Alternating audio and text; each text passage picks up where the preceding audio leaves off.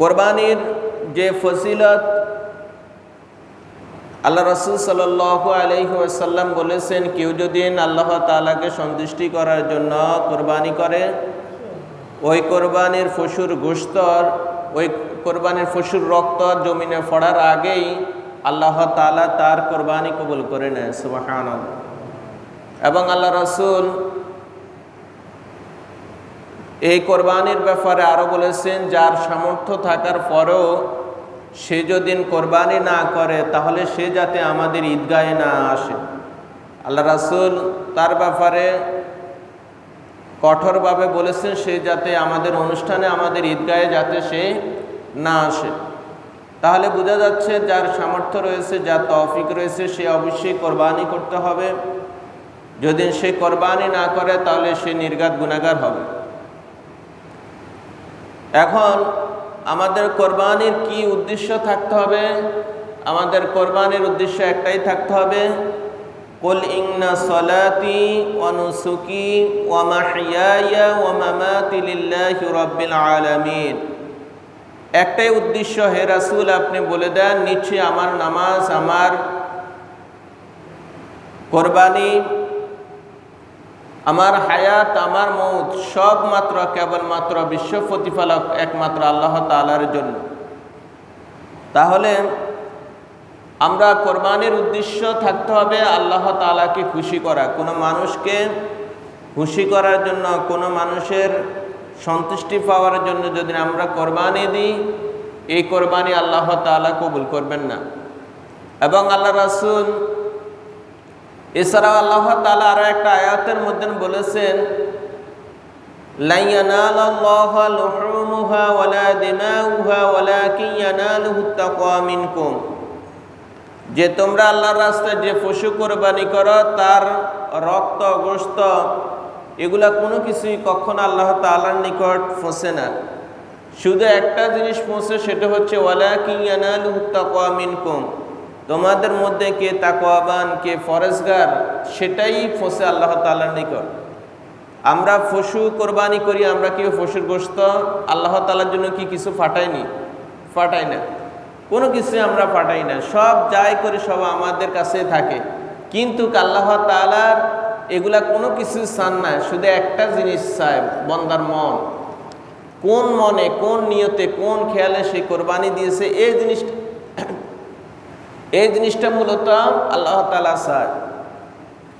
আপনি কি মানুষের বাহবা পাওয়ার জন্য, মানুষকে খুশি করার জন্য, মানুষকে দেখানোর জন্য কোরবানি দিয়েছেন, নাকি আল্লাহ তাআলাকে খুশি করার জন্য, তার রাজমন্দি হাসিল করার জন্য কোরবানি দিয়েছেন? এটাই মূলত আল্লাহ তাআলা দেখবেন।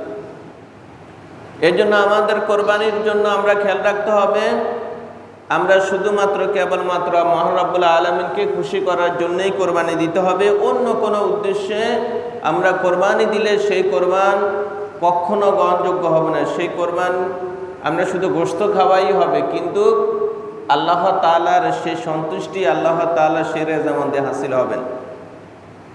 এবার আসেন,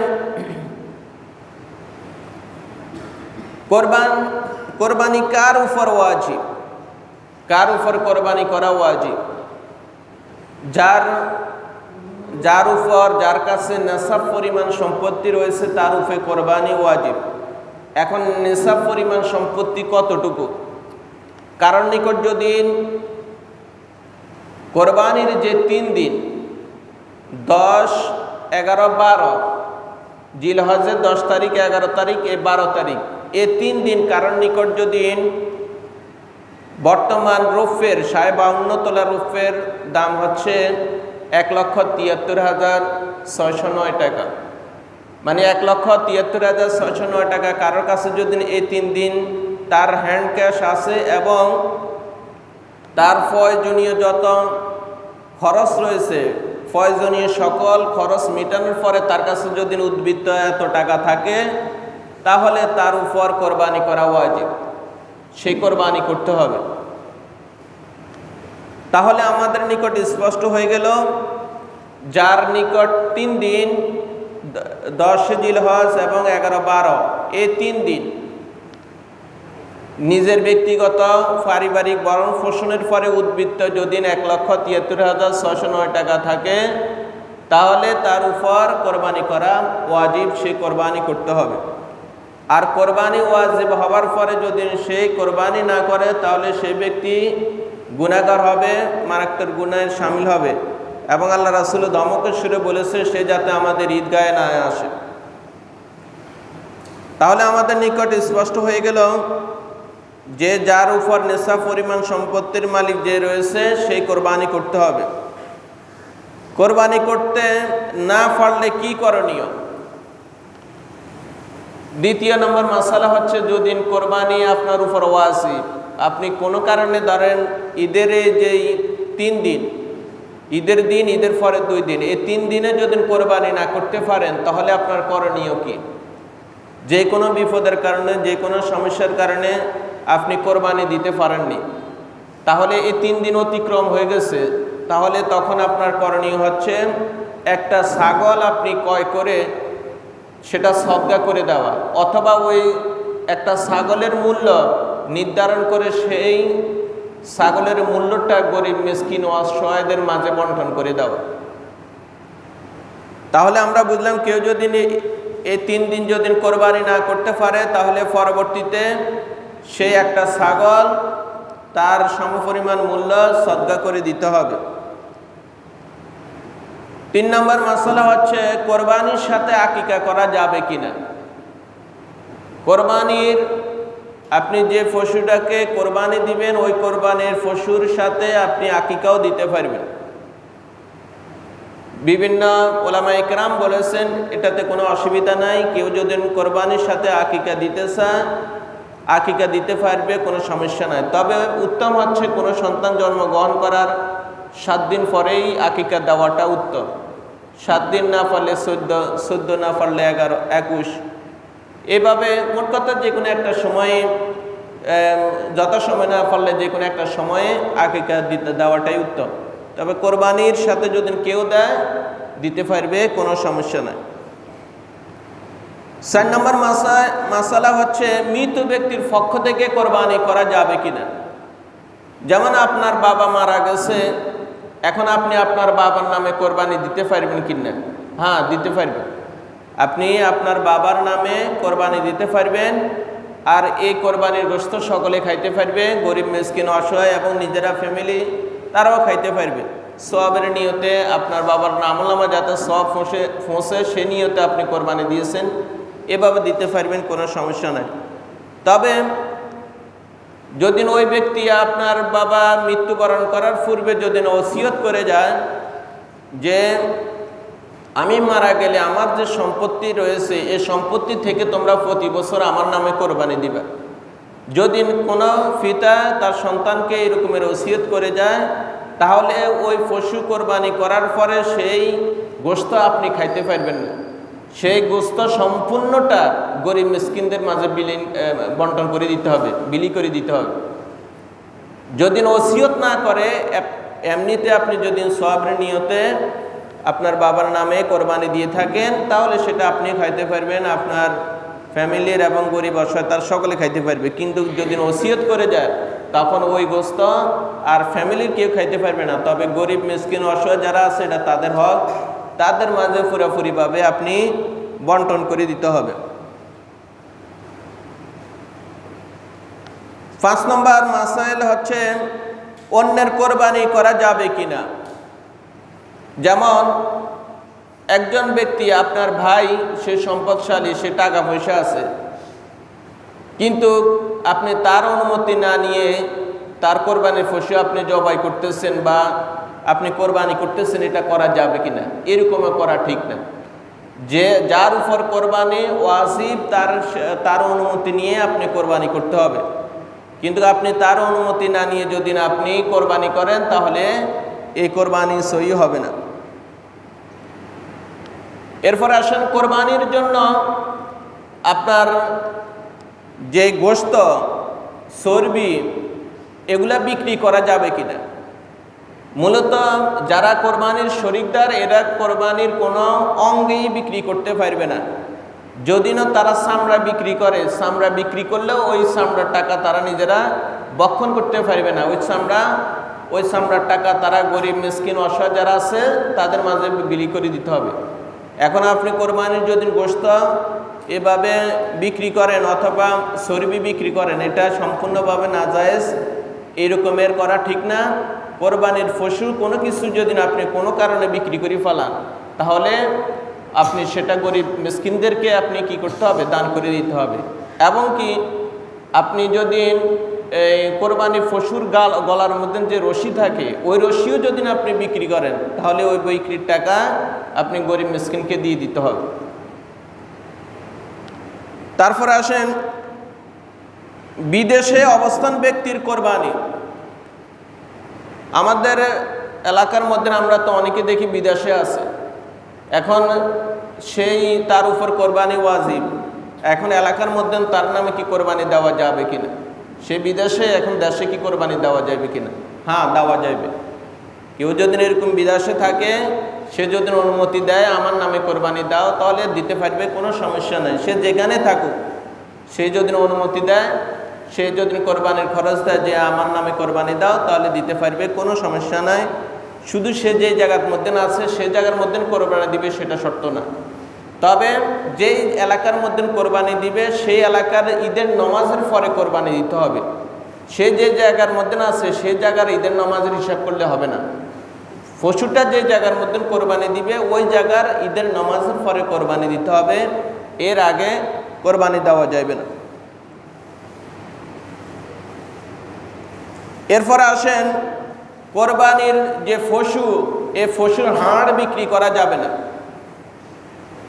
অনেক সময় আমরা দেখি কোরবানির পশুর অনেকগুলা হাড় আছে, এগুলা এদিক সেদিকে ফালায় রাখে বা অনেকে জড়ো করে এগুলা বিক্রি করে, টোকাইরা নিয়ে বিক্রি করে। টোকাইরা যদি নিয়ে বিক্রি করে তাহলে এটা তারলা জায়েজ, কিন্তু আপনি শরিকদার হয়ে যদি আপনি অংশীদার হয়ে কোরবানি দাতা হয়ে যদি আপনি গরুর এই রকমের কোনো হাড় বিক্রি করে দেন, তাহলে আপনার ওই বিক্রির লব্ধ যে টাকা আছে সেই টাকা আপনি বক্ষণ করতে পারবেন না, সেটা গরিব মিসকিনকে বন্টন করে দিতে হবে। এগুলা মূলত বিক্রি করা ঠিক না। এগুলা জিনদের খাবার, হাড়গোড় যেগুলো পড়ে থাকে এরা জিনরা খাইবে। এরপর আসেন কাজের লোককে গোশত দেওয়া যাবে কিনা। আপনি পরিশ্রম করতে পারেন না বিদায় একজন লোককে নিয়েছেন আপনি, এখন তাকে পারিশ্রমিক স্বরূপ আপনি কোরবানি দেওয়ার শেষে আপনি তাকে 5 কেজি গোশত দিয়ে বিদায় করছেন, এটা যদি করেন তাহলে আপনার কোরবানি হবে না। কোরবানির যে গোশত এটা পারিশ্রমিক স্বরূপ কাউকে দিতে পারবেন না। এখন আমাদের সমাজে কিন্তু অনেকে আছে জিনিসটা বুঝে না, না বুঝে জানি না, যদি কেউ এরকমের পারিশ্রমিক স্বরূপ আপনি তাকে গোশত দেন তাহলে আপনার কোরবানি বৈধ হবে না। পারিশ্রমিকের জন্য আপনি তাকে আলাদা টাকা দিতে হবে, যে আজকে পুরা দিন তুমি আমার এখানে কাজ করবা, তুমি আবার 1000 টাকা নাও, 1500 টাকা বা 2000 টাকা যেটাই নেয়, আপনি তার লগে কথা বলি আপনি তাকে কি করবেন, কাজে নিযুক্ত করে তাকে সে টাকা দিয়ে দিবেন। কিন্তু এখানে কোরবানির পশুর কাজ করে সে আপনি পারিশ্রমিক স্বরূপ আপনি তাকে 5 কেজি গোশত দিয়ে বিদায় করে দিয়েছেন, এটা করলে আপনার কোরবানি হবে না। এবং অনেক সময় ওই যারা অংশীদার থাকে, শরিকদার থাকে, তাদের সকলের থেকে গোশত নিয়ে তাকে এইভাবে বিদায় করে দেওয়া, এটাও ঠিক হবে না। এরকমের করা ঠিক হবে না, বরং তার জন্য টাকা নির্ধারণ করে তাকে টাকা দিয়ে দিতে হবে। টাকার পরে যদি আপনি এই নিজের ব্যক্তিগত গোশত থেকে দিতে পারবেন, খুশি মানে আপনি তাকে দিচ্ছেন, কিন্তু এটা পারিশ্রমিক না, এটা পারিশ্রমিকের জন্য আলাদা টাকা দিচ্ছেন। এটা খুশি মানে ধরেন আপনি তাকে 1 কেজি গোশত দিয়ে দিচ্ছেন বা 2 কেজি দিচ্ছেন, সেটা সমস্যা নাই। কিন্তু আপনি পারিশ্রমিক স্বরূপ যদি দেন তাহলে এটা না জায়েজ, এটা জায়েজ হবে না। তাহলে এই বিষয়গুলো আমাদের খেয়াল রাখতে হবে। এরপরে আসেন কোন দরিদ্র ব্যক্তি যদি কোরবানি দেয় তার হুকুম কি। কোন দরিদ্র ব্যক্তি তার জন্য কোরবানি করা ওয়াজিব না। এখন সে যদি এই সওয়াবের নিয়তে যদি সে কোরবানি করে, তাহলে যে পশুটা কোরবানির নিয়তে ক্রয় করেছে ওই পশুটা কোরবানি করা তার জন্য তখন ওয়াজিব হয়ে যায়, সে ওই পশুটা তখন কোরবানি করতে হবে। কিন্তু সে এর আগে তার উপর কোনো কোরবানি ওয়াজিব না। এখন সওয়াবের নিয়তে কিনার পরে এটাকে আর কোনো কিছু করতে পারবে না, যে কিনছে এখন আর কোরবানি দিবে না, রাখি দিবে, এরকম করা যাবে না। তখন তার উপর কোরবানি ওয়াজিব হয়ে যায়, সে তখন অবশ্যই ওই পশুটা কোরবানি করতে হবে। কোরবানির যে পশু, এই পশু গরু, মহিষ, ওট, ভেড়া, দুম্বা, ছাগল, এগুলা কোরবানির পশু, এগুলা আমরা কোরবানি করব। গরু, মহিষ, ওট এগুলার ক্ষেত্রে 7 নাম, 1 নাম থেকে 7 নাম পর্যন্ত 7 জন অংশীদার অংশগ্রহণ করতে পারবে। আর ভেড়া, ছাগল, দুম্বা এগুলোর মধ্যে একজন ব্যক্তি অংশীদার কোরবানি দিতে হবে। এখন এবার পশুগুলোর বয়স কেমন হইতে হবে? ওটের ক্ষেত্রে আপনার 5 বছর হইতে হবে। একটা ওটের ক্ষেত্রে আপনার বয়স হইতে হবে 5 বছর। 5 বছরের নিচে যদি আপনি কোনো ওটকে কোরবানি করেন তাহলে আপনার কোরবানি সহি হবে না। গরু এবং মহিষের ক্ষেত্রে আপনার 2 বছর হইতে হবে। 2 বছরের নিচে যদি আপনি গরু, মহিষ কোরবানি করেন তাহলে আপনার কোরবানি দুরুস্ত হবে না। এই জন্য গরু এবং মহিষের ক্ষেত্রে বরাবর 2 বছর হইতে হবে। 2 বছরের পরে আপনি ওই পশুটা কোরবানি করতে পারবেন। আর ছাগল, ভেড়া, দুম্বা এগুলার ক্ষেত্রে 1 বছর, এদের বয়স নিম্নে 1 বছর হইতে হবে। 1 বছর হলে আপনি এদেরকে কোরবানির জন্য, এরা উপযুক্ত, এদেরকে কোরবানি করতে পারবেন। তবে ভেড়া, দুম্বার ক্ষেত্রে যদি তারা এই এমন হৃষ্টপুষ্ট হয়ে গেছে, 1 বছরের বাচ্চার লাইন, 1 বছরের ভেড়া এবং দুম্বার লাইন দেখা যায়, তাহলে আপনি 1 বছরের নিচে হইলেও তাদেরকে কোরবানি করা যাবে, শুধু এটা ভেড়া, দুম্বার ক্ষেত্রে। তবে 6 মাসের নিচে হইতে পারবে না, 6 মাসের উপরে হইতে হবে। এটা শুধু ভেড়া, দুম্বার ক্ষেত্রে, কিন্তু নিম্নে 1 বছর হওয়াটাই উত্তম। তাহলে আমরা অনেকে ওই গরু, মহিষ, উট বা যেটাই ক্রয় করি এগুলার বয়সের দিকে আমরা লক্ষ্য রেখে আমরা এগুলা ক্রয় করতে হবে। যদি আমরা এগুলা খেয়াল না করি, ক্রয় করি, অনেক সময় আমাদের কোরবানির পশুটার গোশত খাওয়াই হবে, কিন্তু কোরবানি সহি হবে না। এরপরে আপনি যে পশুটা কোরবানি করবেন এই পশুটা নিখুঁত হইতে হবে, যাতে কোনো রকমের খুঁত না থাকে। যেমন এই রকমের যদি চর্মরোগ থাকে, তার শরীরের 4 ভাগের 3 ভাগে একবার চর্মরোগে দড়ি নষ্ট হয়ে গেছে, তাহলে এই পশু দ্বারা কোরবানি করলে আপনার কোরবানি সহি হবে না। এবং যে পশুর জবাইয়ের স্থান পর্যন্ত হেঁটে যাইতে পারে না, তার হাড়ের ভিতরে অস্থি মজ্জা সব শুকিয়ে গেছে, একবার পুরা দুর্বল, শুকনা কাঠের মতন হয়ে গেছে, এরকমের পশুকে আপনি কোরবানি করা আপনার জন্য জায়েজ হবে না। একবার শুকনা, দুর্বল, সে হেঁটে জবাই স্থান পর্যন্ত যাইতে পারে না, তাহলে এই ধরনের পশুর দ্বারা কোরবানি করা কোরবানি সহি হবে না। কোনো পশুর যদি একবার মাথার মূল থেকে যদি শিং পড়ে যায়, ভেঙে যায়, তাহলে ওই পশুটা কোরবানি করা সহি হবে না। তবে মূল ভাঙ্গে না, উপরের খোসাটা পড়ে গেছে, শিংয়ের উপরের যে খোসা পড়ে গেছে, তাহলে সেটা দ্বারা আপনার কোরবানি সহি হবে, জায়েজ আছে।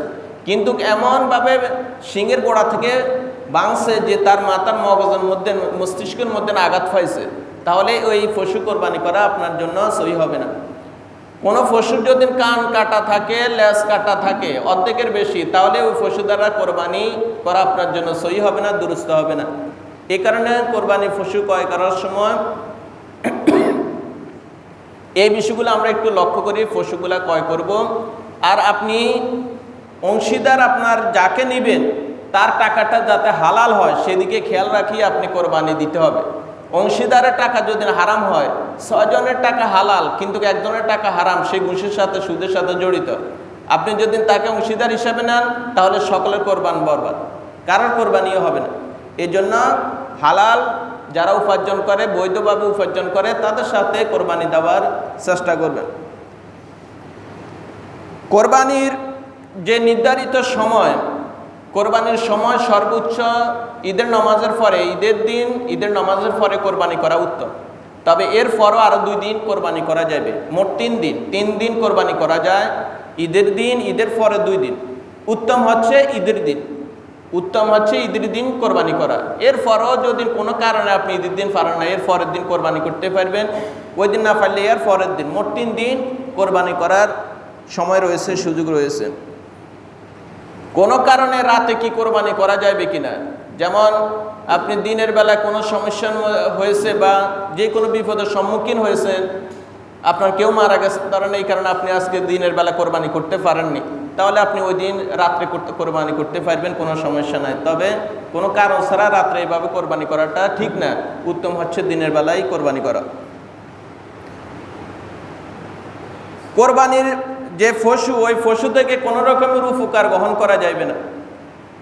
আপনি যেই কোরবানি করার জন্য যে পশু নিয়ে আসছেন, এখন এই পশুটাকে আপনার বিলের মধ্যে নামায় আপনি হাল চাষ করতে পারবেন না, মানে এর কাছ থেকে কোনো রকমের উপকার গ্রহণ করা যাবে না।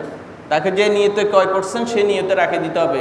কোনো ধরনের উপকার এই পশু থেকে আপনি গ্রহণ করা আপনার জন্য ঠিক হবে না।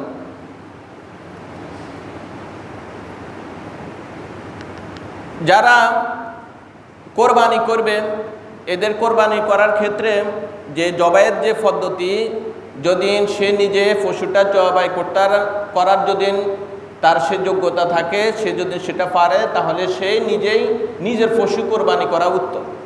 কিন্তু যদি সেই নিজে অক্ষম হয় বা যদি সে জবাই করতে না পারে, তাহলে যে জবাই করবে তার পাশে সে উপস্থিত থাকতে হবে বা অনুমতি দিতে হবে তাকে কোরবানি করার জন্য, তাহলে কোরবানি সই হবে। তবে নিজের কোরবানি নিজে করাই উত্তম। যদি না আপনারা কারোর দ্বারা কোরবানি জবাই করান, তাহলে আপনি সেখানে উপস্থিত থাকতে হবে, তাকে অনুমতি দিতে হবে। কোরবানি করার সময় আমরা কেবলমাত্র মহান রব্বুল আলামিনের নাম নিয়ে কোরবানি করতে হবে। কোনো ব্যক্তির নাম নিয়ে যদি কেউ কোরবানি করে, তাহলে তার কোরবানি সই হবে না। আল্লাহ তাআলার নাম নিয়ে কোরবানি করতে হবে। কেউ যদি কারো ফিরের নামে, কোনো অলি আল্লাহর নামে বা কারোর নামে এই রকমের কোরবানি করে, তার কোরবানি সম্পূর্ণভাবে নাজায়েজ হবে, তার কোরবানি সই হবে না। ওই ধরনের পানির গোশত খাওয়া আপনার জন্য হারাম হবে। তাহলে এই বিষয়গুলো আমরা কোরবানির ক্ষেত্রে খেয়াল করব। আরও অনেক মাসলা আছে, কেউ যদি কোনো প্রশ্ন জানা থাকে পরবর্তী করতে পারবেন, ইনশাল্লাহ বলার চেষ্টা করব।